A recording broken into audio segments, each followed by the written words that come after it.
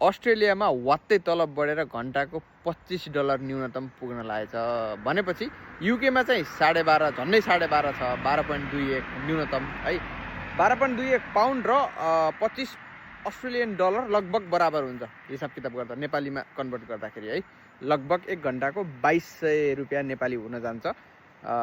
12.21 pound र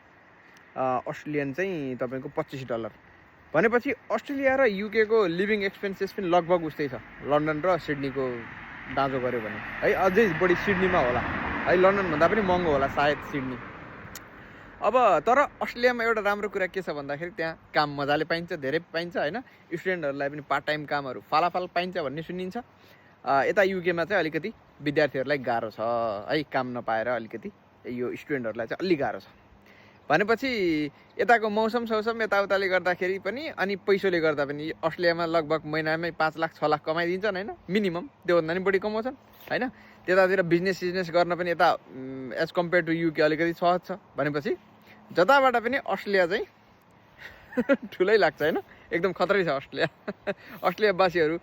मेरो video हेर्ने एकदम कमै हुनुहुन्छ त्यही पनि कोही हुनुहुन्छ भने do comment guys thank you